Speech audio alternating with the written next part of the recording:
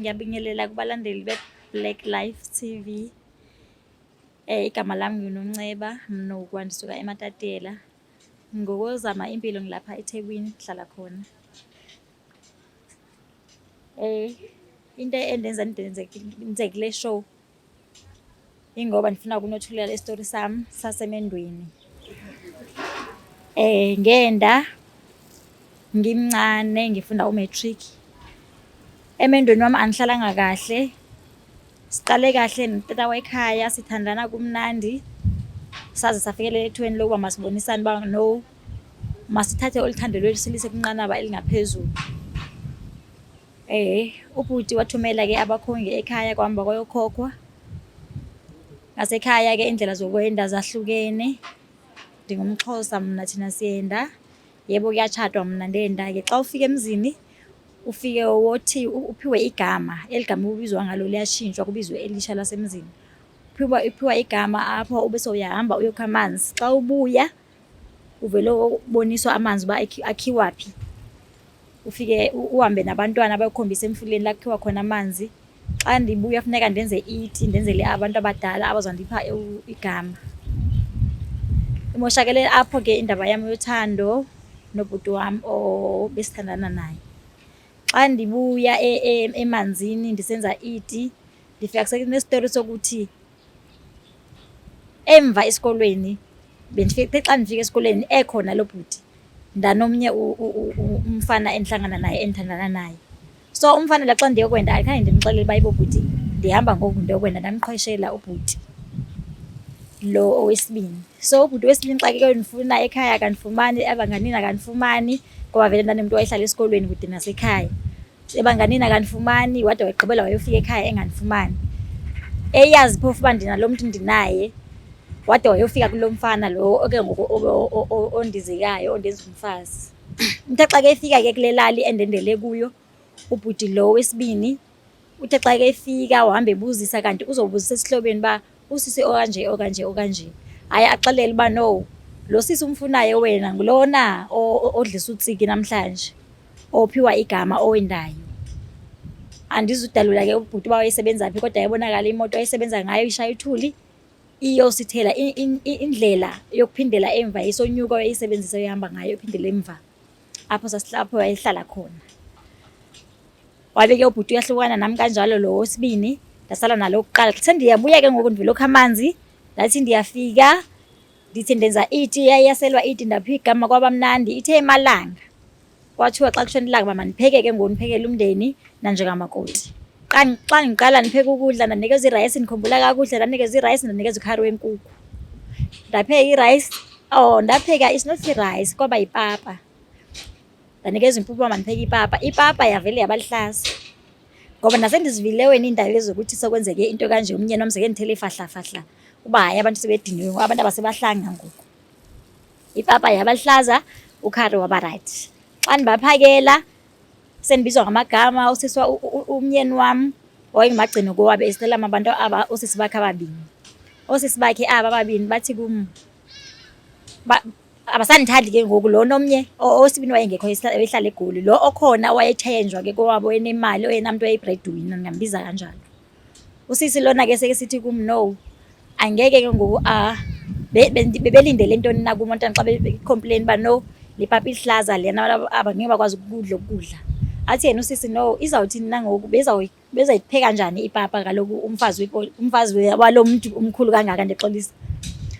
Walomuntu umkhulu kangaka andithi yalo sendiqhele wazi landoda nomsebenzi endisebenza kuwo. So kuseke ndibiza ngalamsebenzi walandoda uba ebendingafanelanga uba ngabe ndinikeze impuphu uba ndipheke la papa. Kufanele ngabe ndinikeze enye into mhlawumbe njenge-rice phaa kulo kwandoda leya ayidliwa ipapa ngendlela abarishi ngayo. So bendingeke ndikwazi fanele ngabe ndinikeze irayisi.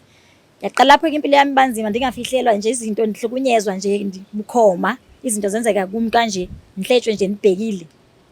Uba mani angeke ngikwazi ukupheka ipapa uba ngaba nditshayelile okanye mhlambe khona nje into encinci enzekileyo imistake kuthiwa hayi bengekakwazi vele ukuyenza lo lento bokufanele ngaba wendele kulaa mfana nothi kulo. Ndihlukunyezwa ndifunda isikolo ndifunda imatriki nendoda yami isanda kuphuma esikolweni akho umsebenzi utheni usebenza umsebenzi wezandla. So asikwazi ukufaka imali ekhaya usisi lokuthenjelwe kuye nguyena muntu ungangifuni kakhulu. So xa kupheka kowabo usisi iyadi i1 usisi wakhe ngaphambili kulo mfana lo endendele kuye kungasemva. So phaya xa kuthiwa kuyaphekwa ukudla kuphelile apha kwabamezala uzophuma usisi athathe bonke abantwana abalapha endlini bonke nomamezala qobo umamezala wayengayifuni into embi wayephinda azifihle wayezenza izinto but ubona uba kathandi. So kuthiwa xa sokuthiwa kuyophekwa phaa kwasisi ngaphambili ukudla kukho ekhaya mhlawumbe khona kuphekwe ipapa kuzawudliwa ipapa neti then bona bazohamba bayodla phaa kwasisi usisi uyopheka kwakhe kudliwe phaa kwakhe bazobuye sebemphathela isikhaftini kuthiwa makadle athi umama no angeke ndikwazi ukudla mabadla abantwana ngoba enala pain but ezifihla enala pain engaziba makathini bengakwazi ukukhetha phakathi kwami nabantwana bakhe. Ayiyakhula ke inhlungu yami injalo ndingumuntu ombi onjalo ongafunwa emzini beze babuza umakhelwane bayintoni na ndihlalele apha ndimncinci kangaka ndisenobomi singaphandle manishiye phansi lento kusho ukuthi ngoba ndandimthanda umuntu endandithandana naye hayi andithuthe ke utata lo entshatele kuye andithuthe size eThekwini sizozama impilo afumane umsebenzi ndingilowo kumana esemva kwakhe ngithe ndisahleli ke ekhaya mhlawumbe ndifike ndihlale ekhaya noba ngo3 months xa ndithi ndiyabuya yibo obhuti uyathetha mosinosisi bakhe and iyakhula lento banifuna ngisho abantwana ubenomntwana ndifike mina kuye esenomntwana lo mntwana bekhule sithi mama afundisa uba noba ingomamakho lo akakuzali lo umamakho ngubani afundisa umamakhe ofisha umamakho wamtshisa emncinci but waseke efundiswa ngoba wena nomamakho naye ke lo mamakho ufuneka avakatshe so mna angingomamakhe anymore. Umntana naye seyakhula seke ndibiza ngenye indlela ndimakazi okay ingabi nanto ngoba vele ngumntwana yayi yanzima impilo kwanzima ngoba lo sixakekile sihluphekile uthi uba ndiyazala umntana kuthiwa lo mntana endimzele apha ayingokwalapha ayibo ndisemncinci andikazazi zonke ezi zinto umntana uyafaniswa umntana usene2 years kuthiwa manizale omnye umntwana umakoti akahlala ixesha elide ndandihlukunyezwa kakhulu xa ndibuye eThekwini ngeke omnye unyaka ndivakashela indoda yami xa ndifika eThekwini ndifumana imessage efonini yakhe uba yibo usisi wakhe SMS bayamxelela uba if awuyeki nyhani le ntombazana ofisi ndiyamxelela into ezenzekayo ndiyahlukunyezwa elinye ixesha ndingcoliswe besinendlu besihlala kuye edolophini ekhazini yakhe eyayigada loo ndlu leyo so ndixa zitshisa izinto ndiqonda uba okay andikwazi ubhekana nabo kungcono ndivele ndihambe ndiyohlala kule ndlu because beyayazi ke nayo impilo kangangokuba bekuke kuthi xa ndihlukumezekile xa kuphekiwe if kupheke bona kuzovele kugqitye ukudla kuthiwa sinawuphekela umakoti kugqitye ukudla xa ndilindele uba kuyaphaka kudliwa wonke umntana phakelwanga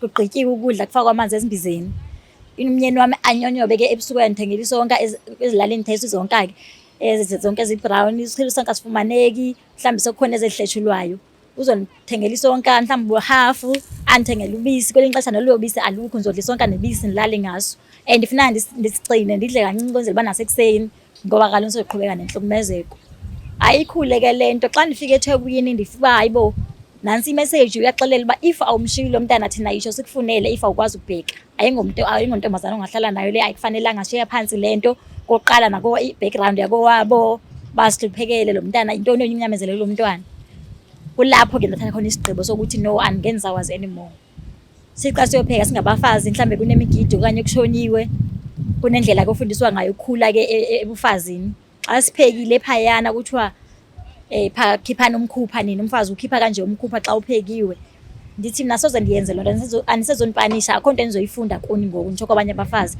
sendirayithi ndiyahamba mna apha bathi bona no after 5 years uhleli kangaka socinga ukuhamba kwakufanele uba uhambe kudala wena wahlala nje ndithi angendisakwazi ngosoku enough ndiceba yintoni le message endiyifumene uba ewe yena umuntu wami uyandithanda uyazama zonke izinto abazenzayo yena yakhombisa uba akana-problem nale nto bathi bona ekugqibeleni bathini bayamnyanzelisa kuthiwa if uyahluleka wena ukuzifunela umuntu thina sizokufunela ngokwethu shiya phansi le nto hayi ke ndagqibela nami sendibona uba hayi ke ngoku engathi ngaphezu kwamandla wami kanti ngelo xesha vele ke ubhuti naye uzawulahla ewe besenzeka izinto zokujola wethu ndingazihoyi because bendisemncinci izinto bendingazihoyi but ithe uba ajole emva kwale message endiyifumaneke kwasisi wakhe kuthiwa kanti unomntu ndikhumbula ndandisiya emsebenzini sendithole umsetorhwana nje ekuseni ndiyavuka ndinxiba ibhulukhwe emhlophe ndiye emsebenzini ubhuti avele unefowuni ifowuni yakhe ayithintwa ndandingazihoyi zonke ezo zinto but ngokuba ndasendibona uba ingathi ikhona into ekhona ndiye efowunini xa ndifika efowunini lo bhuti uyajola mos andikwazi nokuthetha lo mntu ndiyamoyika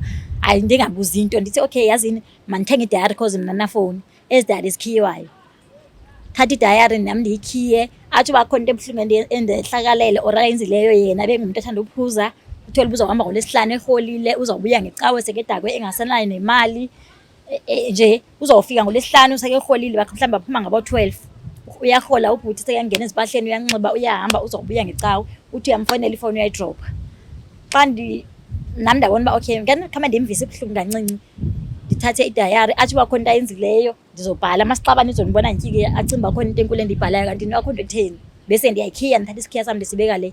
Ngale mini ke ndizawumncama ngayo, ndithi ndiye emsebenzini, xa ndiyophuma ndiyochitha amanzi, bendigqiba ukuhlamba, besihlambele endlini, ndiyochitha amanzi evaskomini, ndiyochitha amanzi. Xa ndiyabuya ubhuti sekebhizi nedayari yam, uyayipheja, and then bhuti kwenzeka ntoni? Hayi, ubhuti atsho ke sekeyandibetha, akasafuni, akayifumani le nto ingamandla efowunini nam, sekeyandibetha, undibethela uba inoba ucaphukela uba akafumananga nto ekutheni. Hayi ke nam ndimdube ndithi sokwanele ke bhuti, azude undibeka isandla, ndiphume ndiyohlala kwenye indawo, ndifike ndixelela emsebenzini uba ndineproblem kanje kuthiwa hayi kukhona indlu ngelakhi sasihlolile, kuthiwa hayi kukhona indlu ekhona, so mandihambe ndiyorenta. Xa ndiyorenta kuloo ndlu ndihlale for 3 days. Ndiyamazi ubhuti uphuma ekuseni ngabo-6 xa emsebenzini. Xa ndiphuma ke ndiyoshekisha ubhuti unomntu wesifazane endlini ulele. Hayi bo bhuti, ukundibetha kangaka nje kanti ikhona umntu obhizi naye. Hayi, ndicela ukumbona ke at least lo sisi ukuze ndamkele uba ayingomntu endimaziyo. If kungumntu endimaziyo undihlukumeza kangandihlukumeza lo mntu na. Hayi, kucaceke uba no, lo sisi andimazi, but andizange ndayazi ke intliziyo kunjani. Hayi, andizange ndithule kube mnandi. Ndaphuma ndayolanda ipetroli ebusuku, ndabuya ndayigalela ipetroli, ndayirawundisa indlu, ndithi ndiyabatshisa ngebhadi ke, kanti wayelapha emva kwam, andibambe okanye ndizothi intlahla because kaloku ngabe ndiyabulala. Andibambe ke ubhuti, andayitshisa ke indlu, silwe ke, bandibethene intombazana. Hayi, kwacaceka uba ke hayi ndihamba ndiyohluleka, ndahlukana naye. Xa ndithi ndiyagoduka ekhaya ke kuthiwa hayi kwanziwa nje kanjalo emzini, isitori sam abasiva kaloku lo mntu uphaphileyo mna, abazuyilalela into yam, and yena ukhulu umbhuti ozithobileyo njalo ohlele phantsi, kuthiwa hayi ndiyamsukela. Kwandithatha maybe 3 years ndihlele eThekwini ndingakwazi ugoduka ndiye ekhaya, because ekhaya kwakuthiwa mandiphindele emzini, mandibuye kuhlaliwe phantsi kuxoxe, umzi umntu akagoduki noba kanjani, mandiphindele emzini. Ndathi andisoze, ndahlala ekhaya, ndahlala eThekwini ndingasagoduki. Sibe njalo ke isitori sam, ndahlala eThekwini, babuye ekhaya bazoncenga, ndabuyela ekhaya, saxoxisana, balibona iphutha uba lasemfaneni. Endingakutsho ngothando ebantwini abasafuna ukutshata, abantu abasathandana, endingakutsho nje nokungena emtshatweni ungenanto, ifuna xa uthandana nomntu ungathandani nomntu kuba usithi uyamthanda. Uthando malube khona, kodwa mawungaxhomekeki kuye, yiba nento yakho, hlangabezanani, ube nemali yakho nobhuti abe nemali yakhe, ukuze kuthi xa wenzeka, ngoba funeka uhlale uredi. Uthando lunzima solunokubani likabani na, asoze ulazi, so funeka uhlale uredi uba ngenzeka mntu wesilisa umfazi akuphoxe, ngenzeka mntu wesifazane indoda ikuphoxe. Uthi xa uphume ungalimazanga mntu othandweni, uqhubeke uziphelele impilo yakho eyaphambili. Ndiyabonga.